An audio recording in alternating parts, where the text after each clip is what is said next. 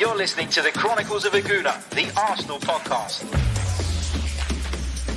I'm Martin Tyler, and you're listening to Harry Symeou.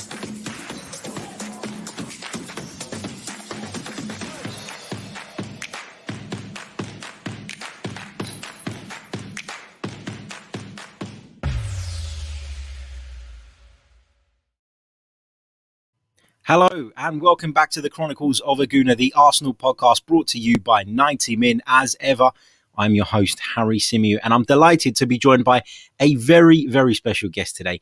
He's one of the best Arsenal writers out there, one of the best in the business. I'm sure you all know him. It's the brilliant Art de Roche of the Athletic. Welcome to the show, mate. I think it's your debut, right?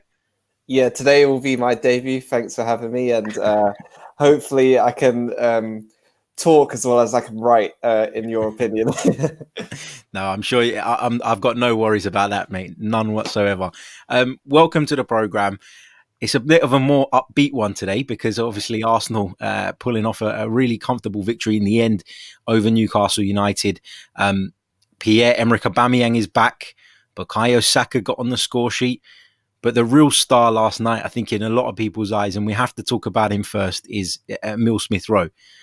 What a difference this young man has made to the side. Now, is it, and I'm going to put this question to you, is it because he's that good? Is it because we finally got a player in the side of that profile? What do you put this immediate impact down to? Because he's only played, 5 games in the Premier League? And he's just had such a big effect on this team.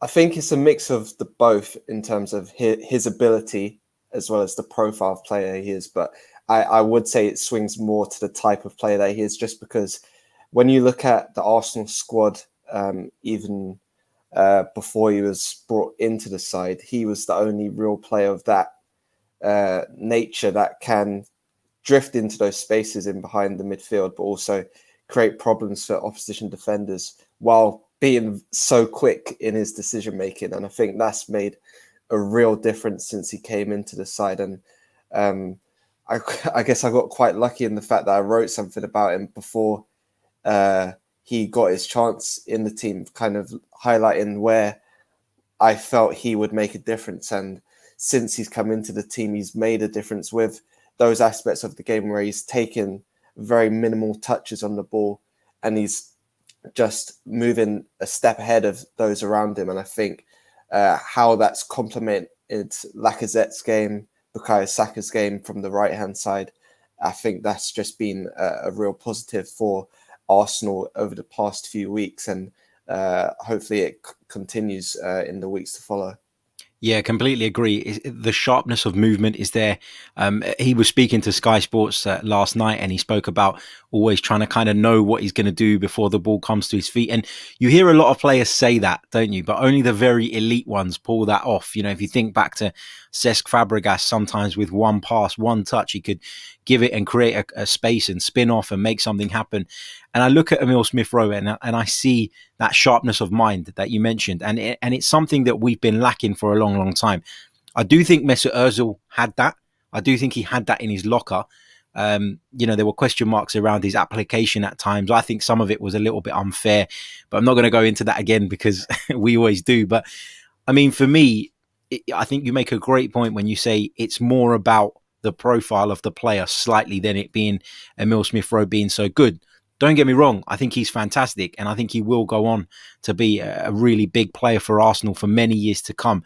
But it is now a case of we've got a player in the side who can go, he pulls out to the left flank, as you saw for the second goal last night, and he doubles up with Pierre-Emerick Aubameyang or whoever it is that's playing on that side. He does it with Saka so often as well. And just creating those overloads in different areas of the pitch will always allow you to pass the ball around people, move it quicker and make things happen. And it's that real decisiveness that I really like about Emile Smith Rowe. How high can this guy go in the game? I mean, do you see him as someone that can go on and be an Arsenal great, a Premier League great? How high do you think his ceiling is? I wouldn't want to put a bracket around his potential ability, but I do have very high hopes for him because he is such a talent. And I think one thing I really love when I watch him play is so often. If you watch him when he receives the ball, he will receive it with one foot, and his next touch is almost always with his opposite foot. And I don't think that's something we see very often with players. I think a lot of the time players are too quick to try to get comfortable on the ball, whereas he's always looking to push away from players. And I think that's something that is so important when you're in those positions, having the ability to use both feet to get away from defenders, and not just get away from them for your own comfort, but to move the team forward. And that's something that really impresses me about him, his ability to just move the ball as he pleases and make a real difference when he does so. And also another thing is really important to notice is that he's not just someone that's making a difference on the ball, because there are times where he is getting stuck in midfield when Arsenal don't have the ball, and he's the one making the interception or the tackle to then get Arsenal back on the front foot. And that's something I think that Mikel Arteta will value just as much as his technical ability with the ball. Yeah, great points, mate. Great points. Let's say a big hello to everybody who's joining us in the live chat at the moment. I hope you're all well. Thank you for tuning in. If you're listening to this back via the audio, thank you to you guys as well, and to those that are going to watch this back on replay, which is usually most of you. Big hello to all of you. Really appreciate your support. Don't forget, if you want to become a member of the Chronicles of a Gooner channel, all you need to do is click the link in the description. There are 3 tiers of membership available. Have a look at those and decide which, if any, of those appeal to you. You can see the guys in the chat with the little icons next to their name. They're our existing members. You get access to the Discord server. You get opportunities to appear on our members only shows, and you get priority on the fans phone-in program as well. So lots going for you guys if you do sign up, but check it out. As I said, no pressure. We're not going to be bringing you any less content than we currently do, but those of you who are members will be getting a little bit more. Let's talk about the midfield, because I've been saying all season that I really want to see a pairing of Thomas Partey and Granit Xhaka over a period of time. I want to see it, over 7-8 games where we can really make a judgment on it. In your opinion, is that the most balanced midfield pairing that Mikel Arteta can select right now? I think so, because when you look at what Granit Xhaka brings, and I know when things aren't going well, he can be a bit of a target, but I do think that Arteta does see value in Xhaka in that midfield, not just because he's left-footed, but because he does offer a little bit of a screen for the back four when Kieran Tierney, or if it's Bukayo Saka when he's at left back, when the left back is pushing forward, he does offer that little bit more protection there, as well as having the passing range to open up the pitch. Of course, he doesn't do that to the frequency of Partey, as was shown last night, but I do think there is still value in having Xhaka there. And from being at games, he is also one of the players that you can hear quite often in the behind closed doors games. So I remember in the Liverpool game last year, for instance, at the Emirates, he was one of the players who was really pushing the pressing from the front, which eventually led to Lacazette and Nelson's goals. And I think those things which maybe stats won't pick up or you might not see on the TV are just as important to, I guess, moulding a balanced side. And then Partey to the right of him, I think how he's been dealt with this time around compared to the whole Tottenham incident has been a lot more pleasing to see. Just that he hasn't been... Do you think Mikel made a mistake there then?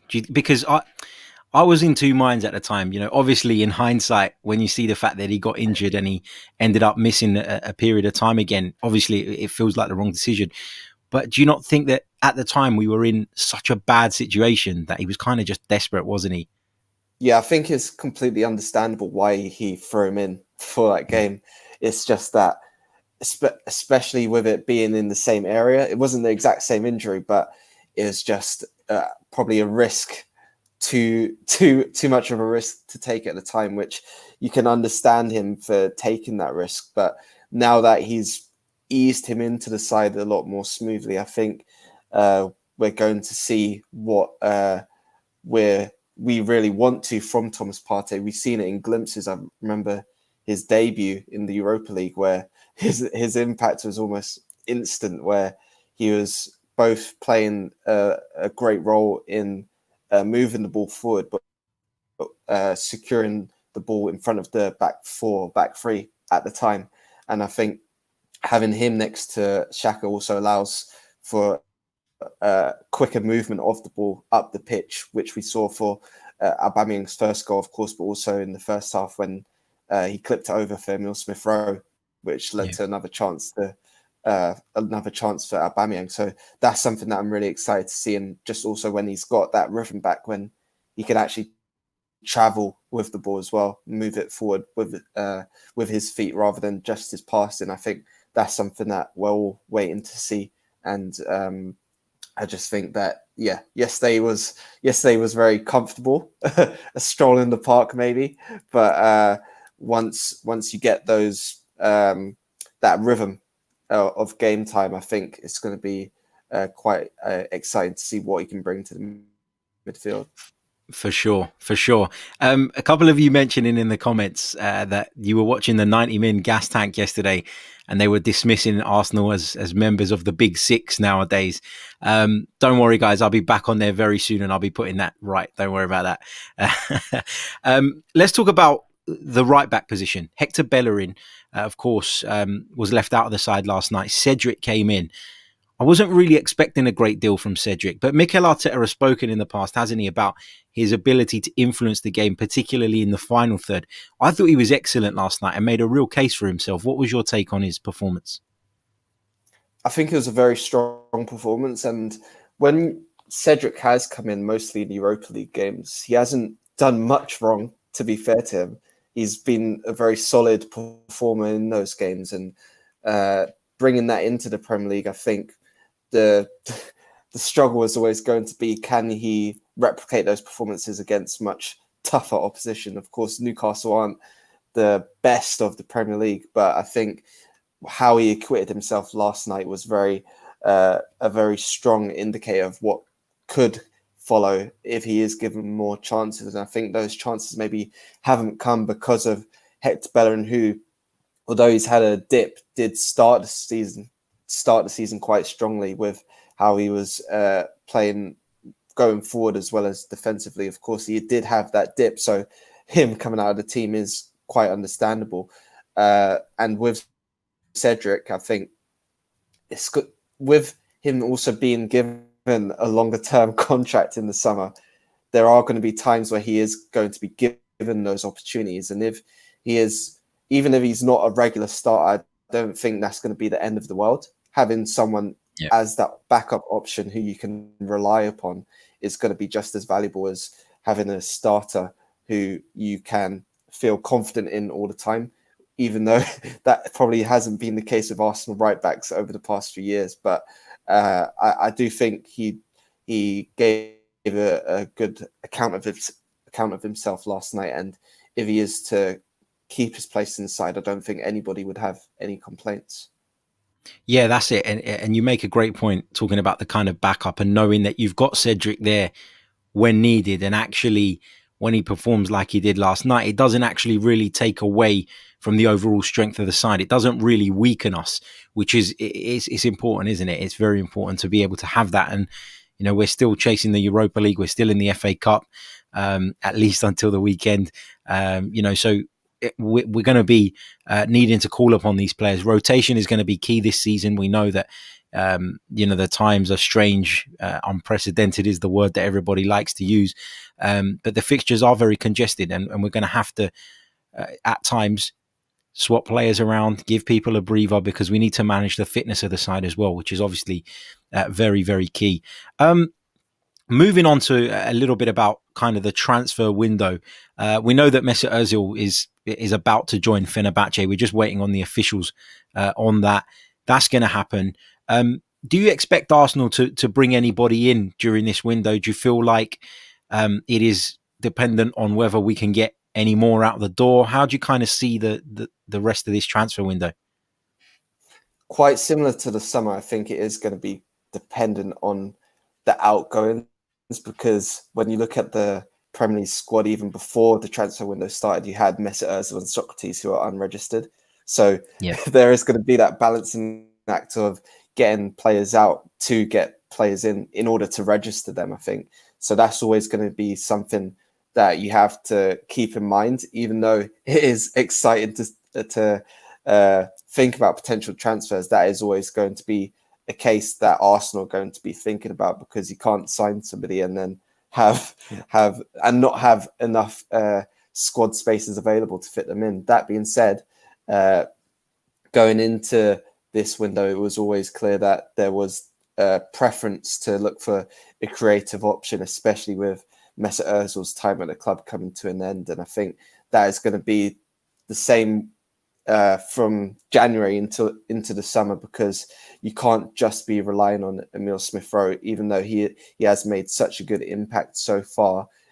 He isn't, especially with the injury problems he's had over the past 2 years, I don't think relying just on him is going to be the answer, because there are going to be times where he is going to need a rest. That was evident last year when he was at Huddersfield. I remember Danny Cowley, who was manager at the time, saying he wanted to boo himself because he was having to rest Smith Rowe so much. But it is a fact that you're going to have to keep in mind that you are eventually going to have to bring in those options. One of those options, of course, that's been linked over the past few weeks is Emi Buendia. And I think he is probably the best fit in my eyes, just because of his all-round game. I think he's a great technician with the ball. He's always looking forward, but also he's not afraid to contribute to the defensive side of the game. We saw that even though Norwich City struggled in the Premier League last season, he was still at the top of their defensive stats. And I think that's something that Mikel Arteta would love to add to this Arsenal side, where wrongly or rightly it was thrown at Mesut Ozil that he didn't contribute to the defensive side. I did see him contribute to the defensive side in some games, but I'll leave that conversation for another day. But I do think that's a deep conversation. Yeah, it's a deep conversation. It's a deep one. But I do think that he would probably be my number one option. Of course, you've got to look at the other options like Julian Brandt as well, and Ricky Puig. I can't pronounce his name properly. Sorry, I can't either. I've given up. I just say that Barcelona lad. Yeah, but even if it is a loan for 6 months, I think that would help massively. Just ease, maybe I wouldn't call it pressure on Emile Smith Rowe, but just ease the situation a little bit there. Yeah, for sure. Just having a look at some of the comments. We'll pick out some of your questions now. So if you've got anything you want to chuck in for the last sort of 10, 15 minutes, make sure you get it in the chat box and we'll pick up as many of those as we possibly can. John P., one of our members, says, Harry's still turning his nose up at Emmy. My opinion doesn't change, mate. And look, we've all got different opinions. I'm unsure about Emi Buendia, not because I don't like him as a player. I think he's a decent player. I'm unsure about two things. I'm unsure about him playing for a club like Arsenal, the step up, because it is a massive step up. And I'm concerned by the amount of money that I expect Norwich to be asking for. That is my worry with Emi Buendia. And I think if you are going to go into that 30-35 million pound bracket, which is what is kind of being bandied about, then you could go and get somebody with a little bit more top level experience. That's what my point's always been on Buendia. It's not that, if he joins Arsenal, I'll be the first person to get in the stands and support him. But I'm just a little bit wary of the fee, where he's played, the level he's played at. And I think that's a fair concern to have, given Emi Buendia's career so far. There's a question for you here, Art, from Gooner, who's been reading one of your articles. He says, Art mentioned in an article that Pepe needs to step up for the second half of the season. 1, does he feel he's capable to impress in the PL? And 2, does he believe Arteta trusts him enough to play him? So for the number 1, I do think he is capable to impress in the Premier League. He's a player that I think when you watch him, he's always he's about to excite you with something he does. It's just about getting that consistency. And I think when you're looking 18 months into since we've signed him, it probably is disappointing how he's performed so far. It's just, especially with Bukayo Saka taking that right wing role, I don't think he can properly stake a claim to say I should be the starting right winger. And that's where I think he needs to take these opportunities as best as possible. He was doing so fairly to him. I do think he did that at the start of the season quite well when there was Willian in his place. I think the minutes he got against Fulham, West Ham, Sheffield United are the games that stick out to me. I think the minutes he got in those games, he took those opportunities. But now with Saka being so efficient in that position, not just with his goals, but also how he links with Emile Smith Rowe. And I know James Nicolas Gunner blog tweeted last night, Bukayo Saka's right foot is a problem for Nicolas Pepe because everyone just expects him to come onto that left foot. And I think that is something that needs to be addressed, because I remember at the Brighton game in June, where Pepe starting on the right wing again, but his first 4 dribbles in that game, he went around the outside of his marker. Then when he came onto the inside onto his left foot, that's when he had the space to bend it into the top corner. Even though he didn't use his right foot in that game, that was him being quite smart in that game to eventually get a space to work on his left foot. And I think it's things like that he needs to be doing more often, just being a bit less predictable with his play. And with the second part of that question, do I think Arteta trusts him? I think with Arteta, he's very much a person who will trust you once you prove you can be trusted, if that makes sense. Yeah. And I think you have to just keep delivering, because there was a point, I think the best example for this is Ainsley Maitland-Niles, really, because there have been points where he's been the first name on the team sheet under Mikel Arteta for the first few weeks where Mikel Arteta was in charge. For instance, he was one of the top performers, but then he couldn't get a game for almost 3 months. Then you see how that relationship evolved over the lockdown, and Mikel Arteta trusted him enough to put him into the FA Cup semi-final and final Community Shield games as one of the key players. And I think that trust is probably something that Arteta doesn't think is fully earned. You're always going to have to work for that trust. And I think that with some players, that's a good thing. I think with Maitland-Niles, for instance, he's proven at times that can work. But with other players like Guendouzi, Ozil, that probably hasn't worked as well. So it is about getting that balance. And I think with Pepe, he should be able to find that balance, because he is a talented player. It's just about getting him to use his talents in the best way possible. Yeah, for sure. Good stuff. Really, really good question. Really good answer as well. Alex McCarthy, this one, I guess, is kind of linked. Another one of our members asks, is there any hints on whether Arsenal would listen to offers regarding Nicolas Pepe? My understanding is that there is no sort of thought about, I mean, at least what we know, that's not to say £50 million came on the table that Arsenal wouldn't consider it. But at the moment, it doesn't feel like there's an appetite from Arsenal to move Nicolas Pepe on. Is that your kind of view on it as well? Yeah, I haven't heard anything about Nicolas Pepe moving on. And I think when you look at how quickly football can change as well, that they'd be silly, especially in a January market, to just let him go for whatever price, I think, because one, if you do get a big price for him, you're going to be moving quite quickly to try and get a replacement in. If you haven't planned that out, I don't think it's that smart to quickly just throw out the cash again. And when you consider that there's still an FA Cup run, a Europa League run to go on, as well as trying to climb up the Premier League table, he's going to be a massive part of the second half of the season. I think keeping him, although he has failed to impress, I do think that he's going to be of value in the second half of the season, and hopefully in his third season at the club too. there's a couple of other questions in the chat, sort of asking your view on Mikel Arteta in general.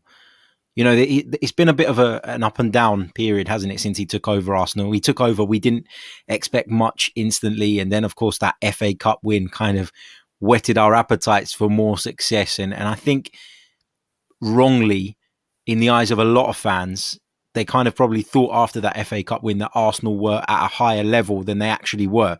You know, it was 2 one-off games against 2 very good opponents, mind you. But I think you had to be a little bit sort of cautious of how much you read into that. And then we had that horrible run in the kind of middle of this season so far, where we've lost 8 games, you know, which is just not good enough. But then there's been this kind of mini turnaround, 13 points from the last 15 available now. Are you convinced fully that Mikel Arteta is the right man to take Arsenal forward and to get Arsenal back into the Champions League?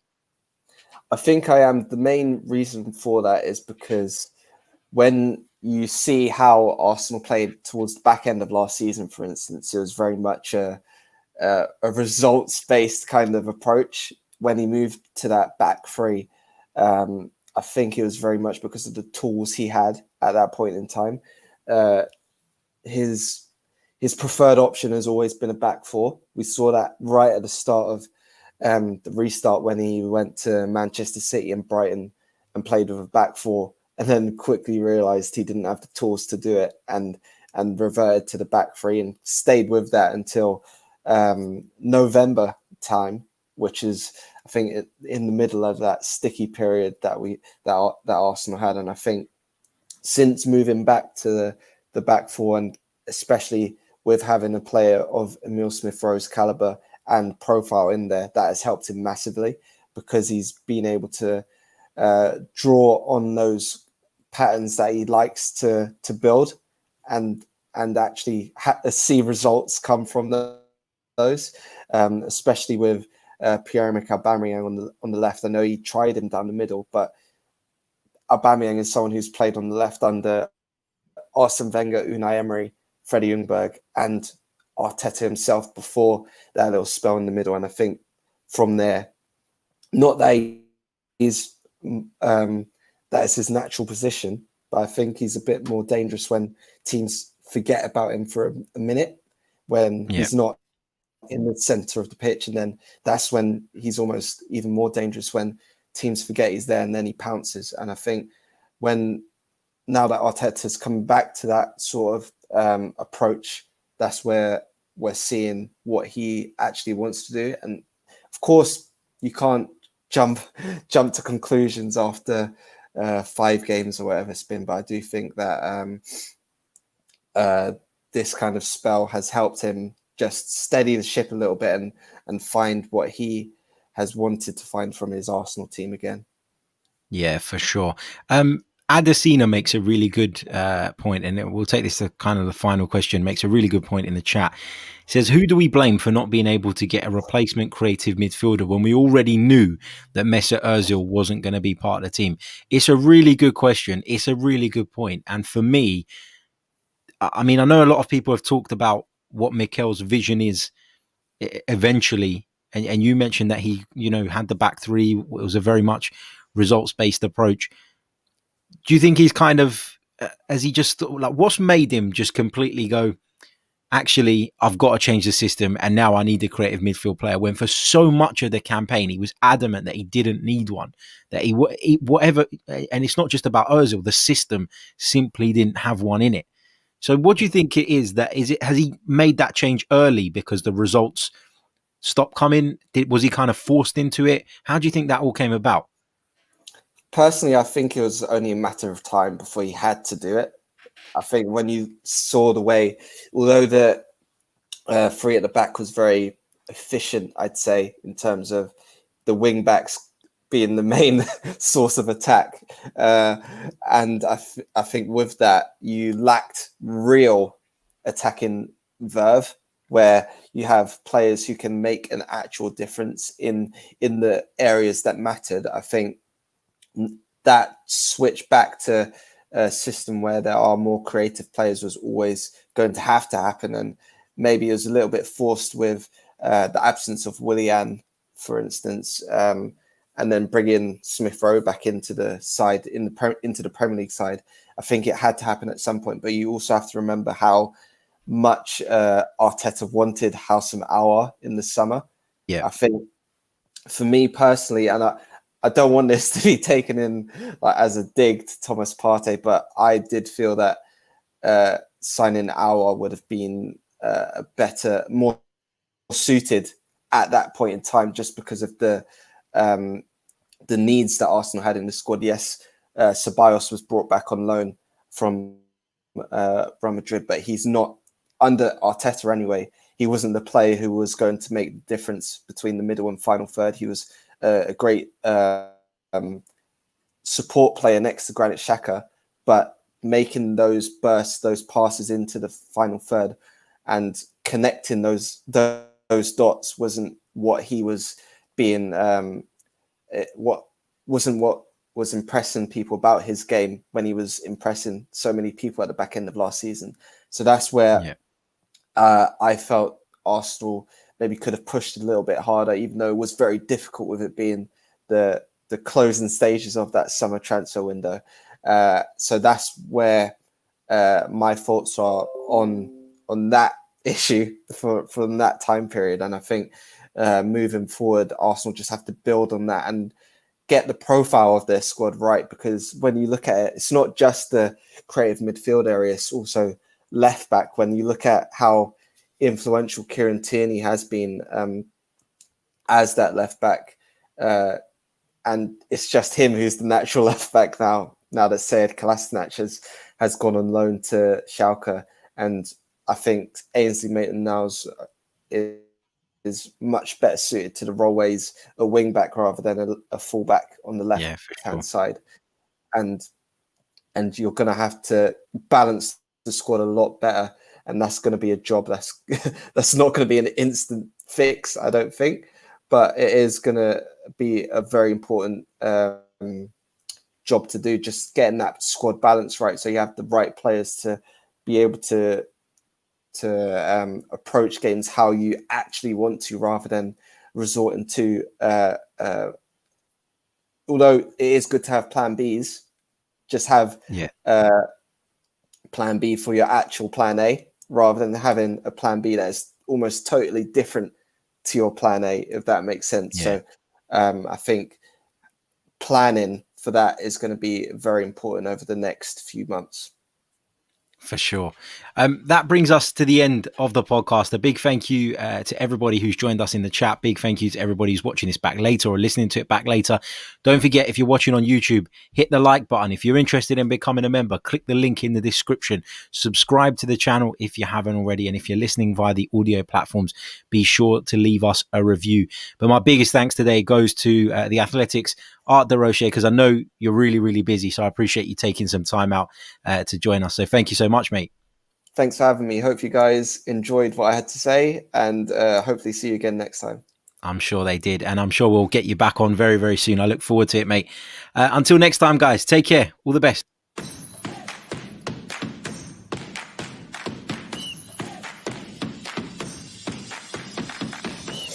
You're listening to the Chronicles of a Gooner, the Arsenal podcast. I'm Martin Tyler, and you're listening to Harry Symeou.